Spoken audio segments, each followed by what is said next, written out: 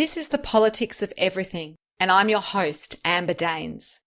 Welcome to the podcast where we want to discuss the politics of everything, from money to motherhood, nutrition to narcissism, startups to secularism, the environment to equality, and much more.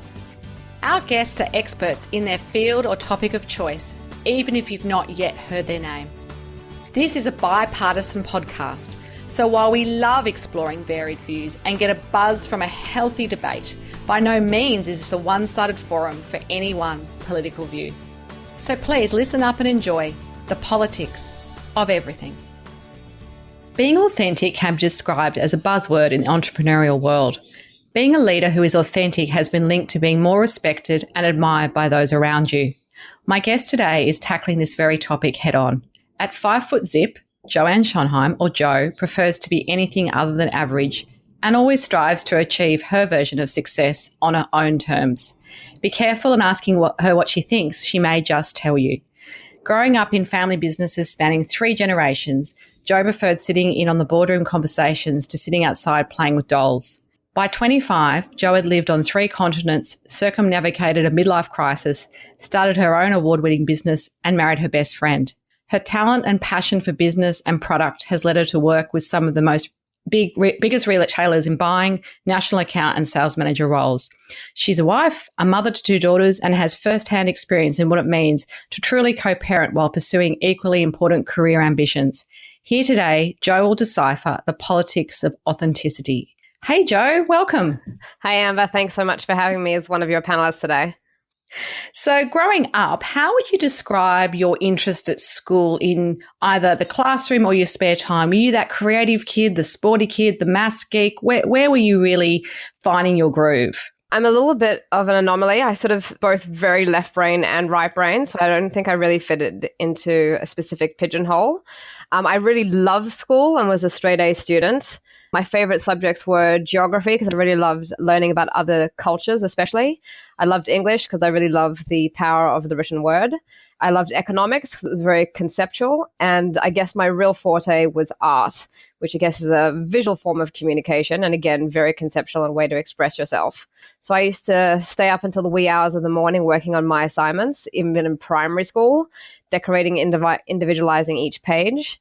And from a very young age, I was really ambitious and wanted to be an art director in advertising. I guess I was really fascinated by consumer psychology and tapping into people's authenticity in terms of understanding what led to the decision-making processes.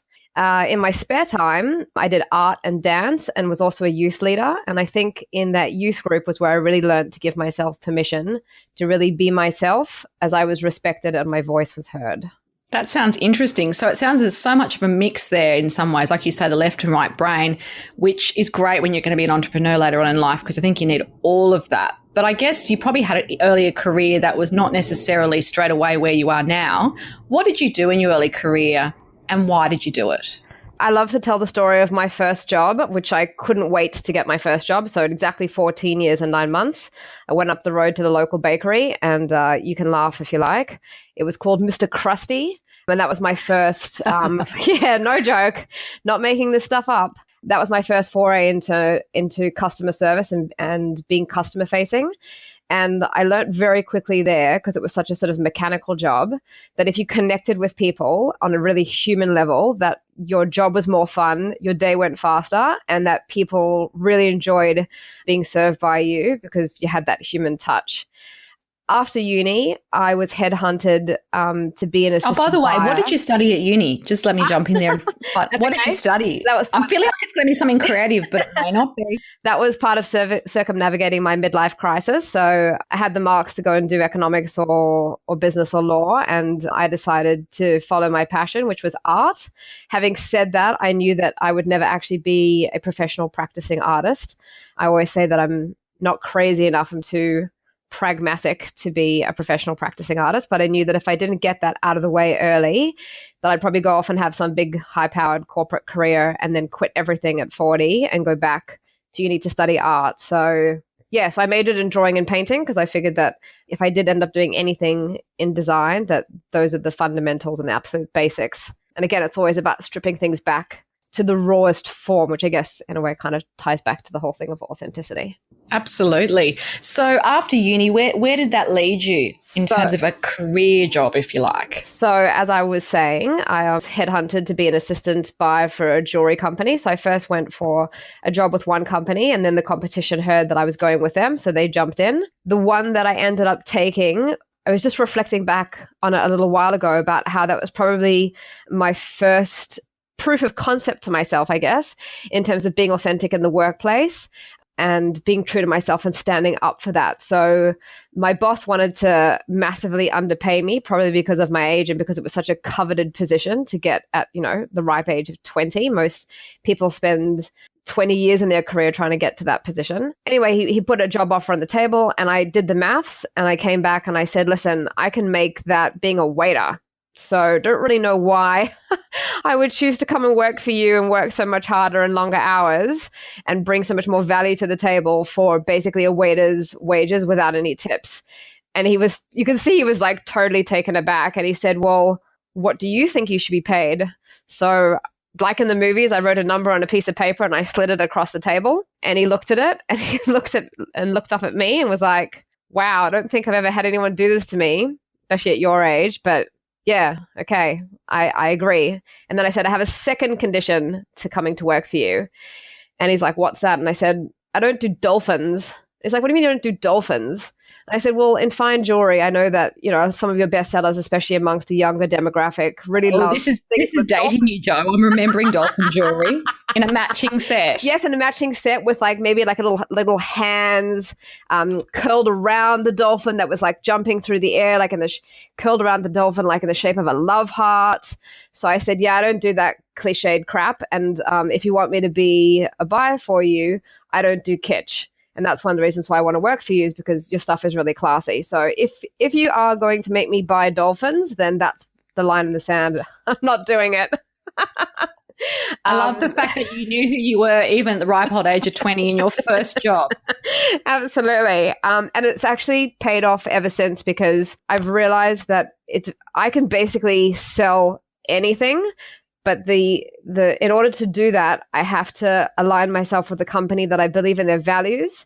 And I have to believe in the product or the service that I'm selling, because then I'm not selling, then I'm just being authentic in terms of I'm personally advocating for something I personally would put my money towards. And yeah, then I just see it as helping people get the best deal for the best product. So yeah, it's served me well in future careers. So that leads me to the big question. How would you define the authentic self or authenticity in its purest form? Again, even though I said I don't like cliches, but I guess cliches are there for a reason, because they're true. I guess I would define authenticity or your authentic self as being true to yourself. So really connecting to the inner you, but I mean the one without noise. So the one without the filter of self-criticism, the awareness and worry of what others may think of you.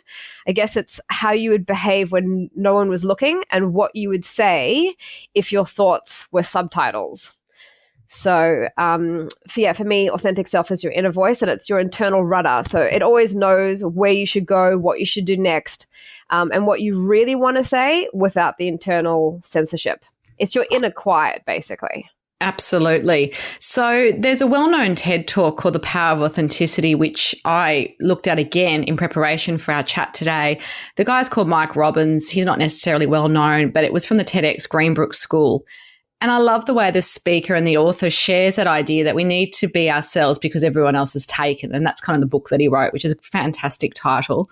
What impact does that simple but truthful idea have for you, and how do you interpret that in your life and how you operate?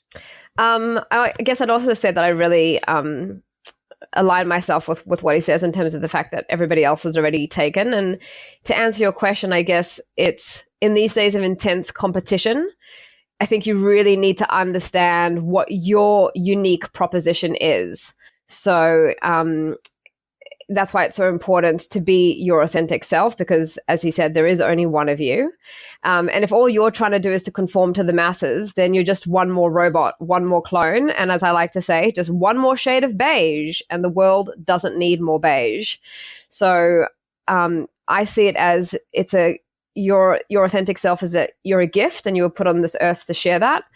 And if you think that you're not interesting enough to be yourself and that you'd be, far more interesting if you were a different version of it, I think that you're far more interesting and have a far more newsworthy story than you give yourself credit for.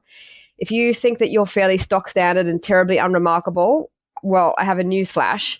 You're not. You're just not very connected to your authentic self. You're not sharing your real story. You're not boring. It's your filtered self that doesn't show vulnerability that is boring. No, that's a great way of summing it up. Does that make sense? What do you think? Yeah, absolutely. And I guess the flip side of it is, what do you think the consequences are for people not being authentic? You have touched on that idea of you'll just be seen as beige and so forth. But what do you think the personal consequence is if you don't actually live your true self? Well, I think if you're not willing to be authentic, then don't be surprised when you get more of what you don't want and less of what you do. Unless you represent yourself accurately, honestly, and authentically, you'll be attracting the wrong thing. I'm a firm believer in that we teach people how to treat us. So if you don't express how you feel and you don't let people in and you don't draw your boundaries at the get-go for how you'd like to be treated, people will make their own rules and ultimately decide for you. So I think that's the real cost that you're going to pay for not being authentic. Because if you're not being authentic, you're actually in the business of false advertising.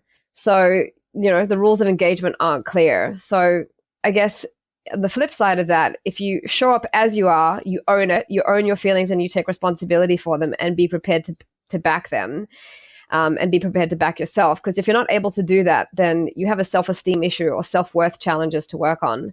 And I guess those two things really underpin being authentic. So you need to be either super comfortable with who you are, not because you're perfect, but because you actually recognize and accept that you are perfectly imperfect and that who you are at this very minute is enough. I think that's the key to it, isn't it? Knowing you are enough. And I think authenticity, unfortunately, is a bit of a buzzword in business at the moment. So it probably in some ways takes away from what the true meaning of it is and the true value of it. In your business life, so you've obviously gone on to a more corporate career, and we have skipped, I guess, a couple of chapters in that. But in your corporate experience, what has that shown to you or backed up for you about the power of being authentic to change how we operate at our best so that we can all enjoy work, but also you're doing your best? Has that been something you've been really conscious of, or has it just been absolutely status quo for you and that's how you operate? Absolutely. To be honest, it's one of the things that I find the most challenging in corporate is that in corporate, we're so taught to be robots and to just be yes men and to manage upwards. And I just am a firm believer that doesn't do what's for the greater good of the business and it doesn't yield the right results. I've worked in many teams where the culture was really toxic and people were very miserable and had basically just been beaten into submission. People were afraid. They were afraid to say what they actually thought. They were afraid to connect with their team and to reveal what they would perceived as weakness. A big thing that I think is really important, and I always try and share this with people that I become closer to, is that I don't believe that vulnerability is weakness. I actually believe that vulnerability is strength. So whenever I go into one of those toxic teams, one of the first things that I do is start working on the team dynamics. I do that usually by using humor as a way of breaking the ice and diffusing the tension within the team. And within that, I show a bit of vulnerability and share some of my stories. And when you put skin in the game, people then feel safe to step towards you and share a little bit of their story too and start to become real. The other thing that I've done in corporate in terms of trying to change the way that we operate so we can be our best is encouraging people to question their tactics. So if we're in a group meeting and we're discussing strategy, we've got a problem and we're trying to overcome it and people come up with their suggestions, I ask them, are we doing this with the intention to actually move the needle, or are we doing it just to tick a box to say we tried, but we already know from the get-go that we're not going to be successful at this. So I guess that's about questioning people's authenticity and asking them to bring their authentic selves and what they really think is going to be going to work. Because if you're not going to put effort in something that you think is going to work, then you're just wasting everybody's time. So there's so much power in being authentic, especially in the corporate workplace, if A, will have a better team culture and B, will yield better results. Because we're actually not in denial. We're facing how things actually are. We're bringing our best version of ourselves to the game, and we're working better together as a team because we implicitly trust each other more, and we trust each other with being compassionate towards each other and having a deeper understanding and connection with who we are. Absolutely. So what are some of the obvious advantages of being authentic or avoiding that? And is there a personal example where you can maybe share your own vulnerability, because that's the theme now that you've put us onto, very Brene Brown of you, I love it, around the idea that, you know, if you don't do it, what are the consequences for everybody, but also, you know, what are the advantages of doing it? So maybe a little story from your own experience of maybe where you weren't as authentic as you could have been and how it panned out and what you might have done differently even. So in terms of what the advantages are of being authentic versus avoiding it, I guess to be pretty blunt, I get what I want more often because I'm able to influence and persuade people because they hear that I'm the real deal. They can trust that I mean what I say and that I say what I mean. I guess when you're dealing with a straight shooter like me, you can see that I don't have a hidden agenda. So it builds trust and rapport really quickly. That means I put skin in the game, and I put skin in the game very early on because I believe that, as I said before, it gives permission for other people to do so. And I guess I'll give you a positive story about that, and then I'll try and find you a negative one.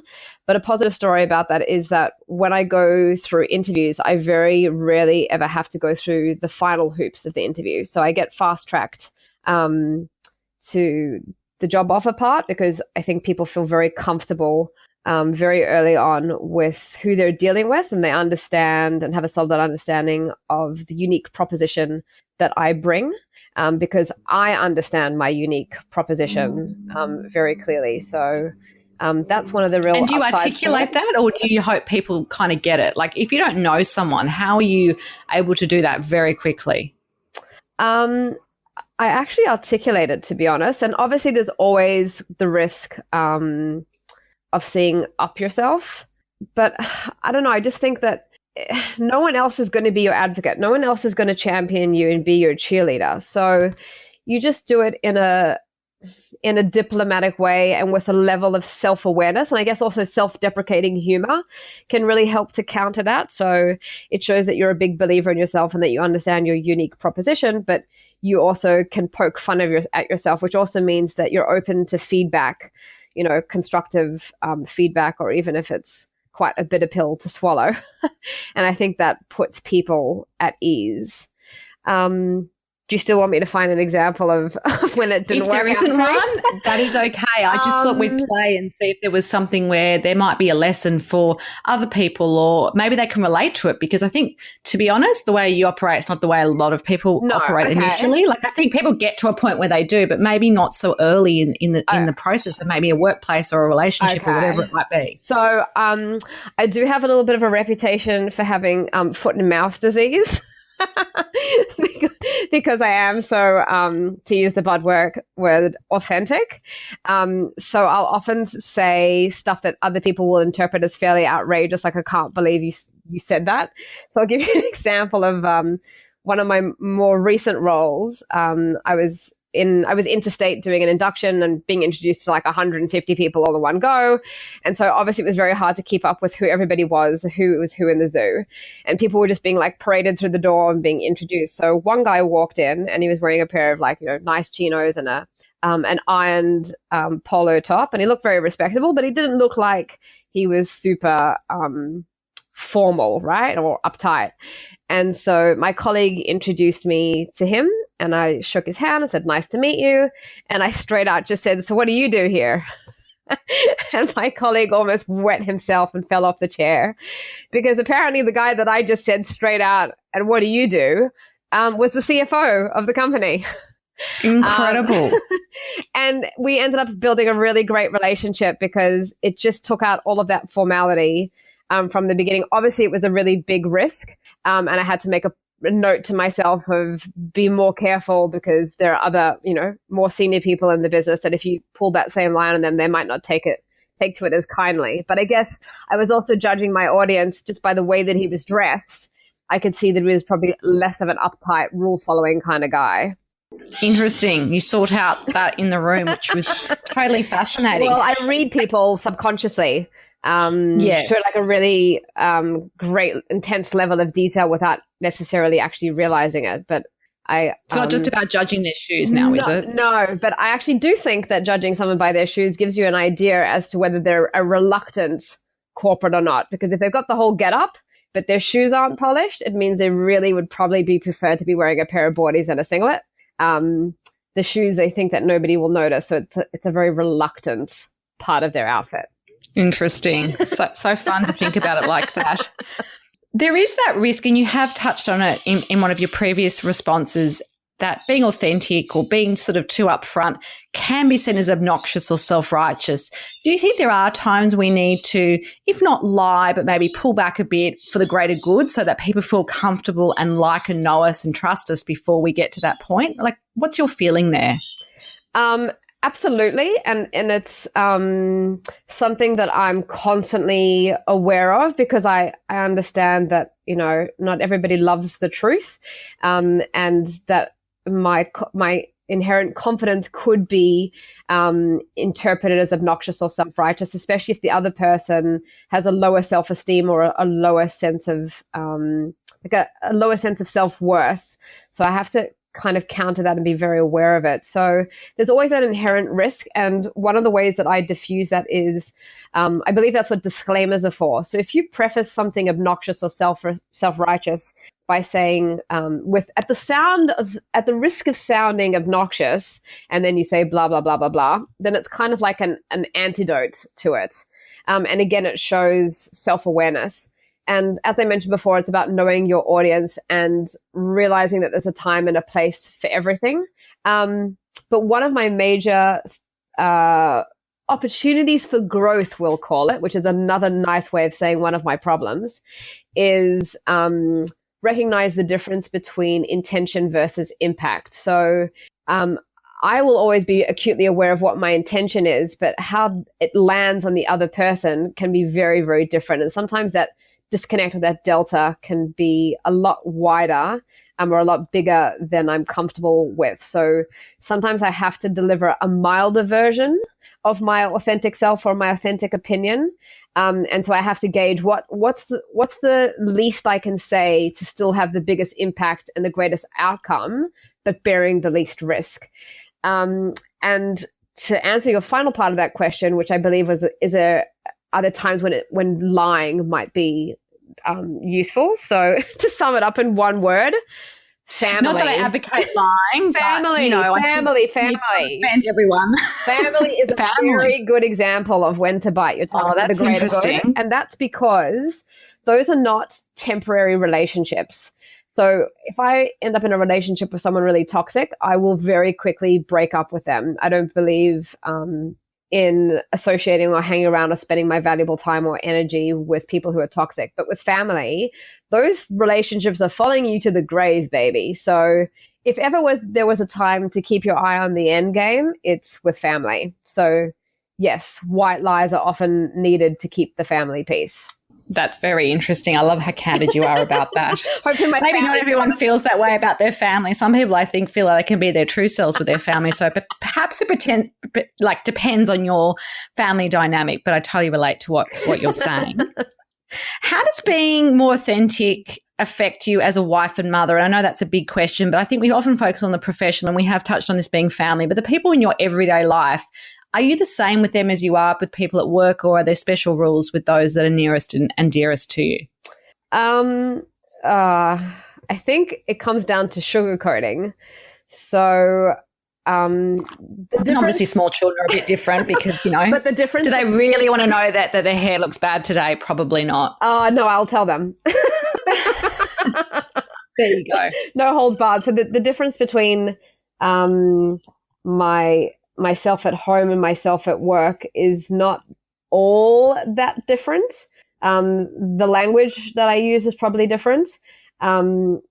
But I don't sugarcoat things for neither my husband nor my kids. And yes, sometimes that means that I do deliver a fairly bitter pill to swallow. But with my kids especially, I treat them and talk to them like adults.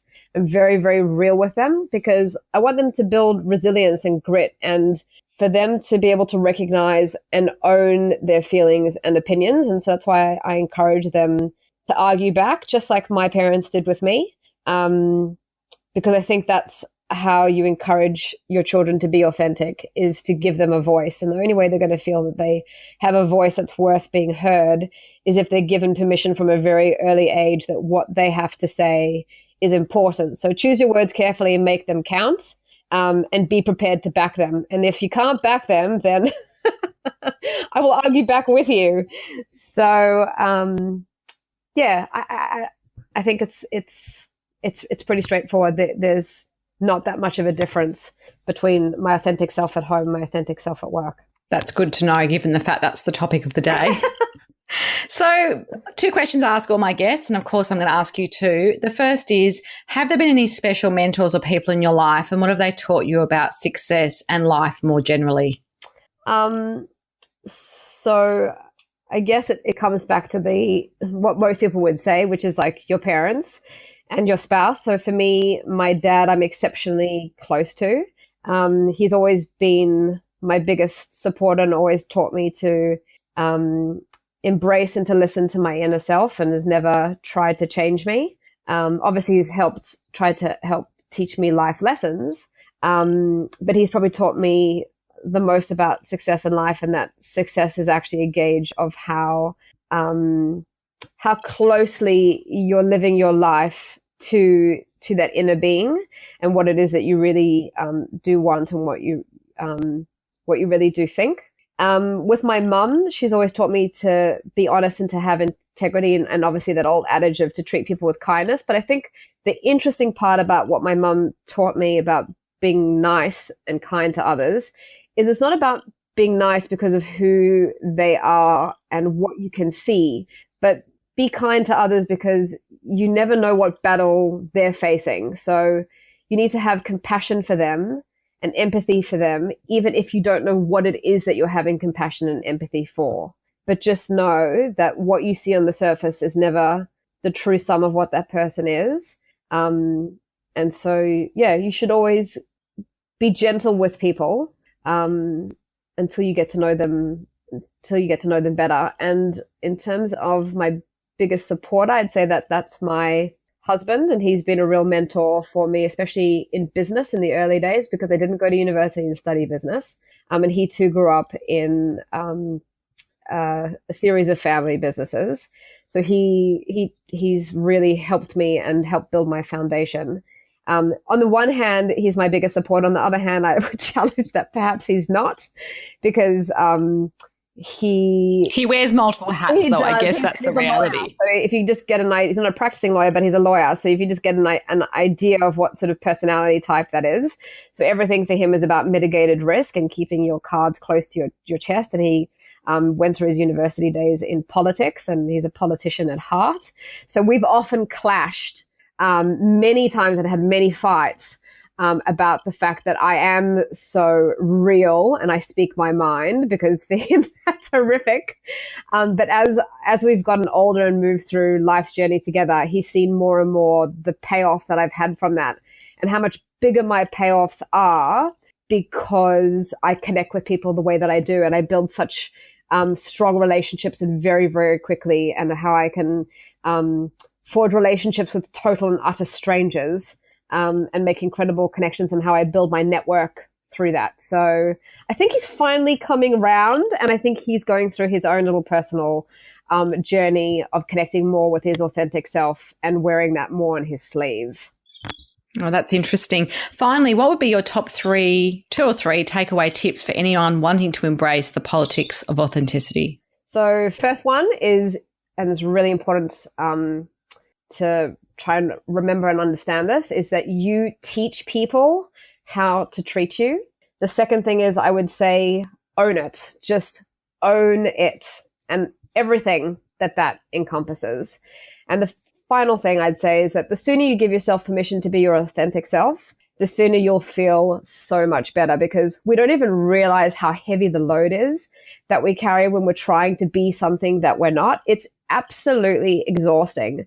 And when you shed that and you put it down, only then do you realize the weight that you were bearing and how much it opens you up and basically relieves you and allows you to breathe, and gives you the energy and the space and the emotional space to take on more of what you want when you let go of all that crap that you don't want. And the final thing that I'd say is, I would beg you to ask yourself, can you continue to afford not being your authentic self? Because you're paying a way bigger price than you think. So yeah, that's great advice. Excellent. So much in half an hour. I love it. If you do want to connect further with Jo, I'll give you some contact details on our show notes through her LinkedIn profile. Until next time, keep well. Thanks for listening today. If you've enjoyed the politics of everything, we thrive on feedback.